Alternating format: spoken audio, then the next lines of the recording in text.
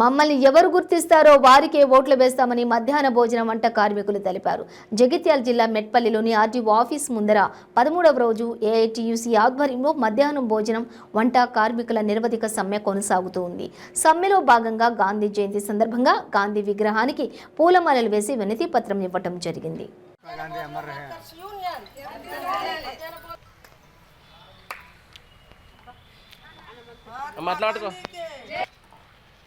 ఈరోజు మరి మెట్పల్లి డివిజన్ల కార్మికులమైన మధ్యాహ్న భోజనము వర్కర్లము మరి ఈ రోజుకి 13వ రోజు నిరసన చేపట్టినము. దేనికోసం అనగా మరి మాకు పెండింగ్ ఉన్న బిల్లులు 7 నెలల నుండి రావాలా. 1000 వేతనము మాకు ఇబ్బందికరంగా ఉన్నది.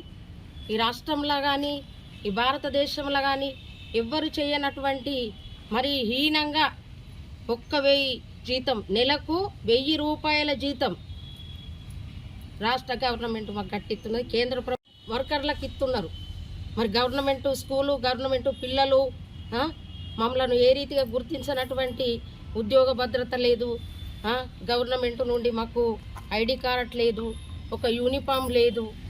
మాకు అనేకంగా బాధలతోటి మరి వాళ్ళు మెస్ బిల్ ఇచ్చేదేమో 8 రూపాయలు, ప్రేమర్లనేమో 5 రూపాయలు, మరి కోడిగుడ్డు ఇచ్చేదేమో 4 రూపాయలు, 5 రూపాయలు, మేము పెట్టేదేమో 7 రూపాయలు. అనేకంగా మాకు శ్రమ పెడుతున్నారు, బాధలు పెడుతున్నారు.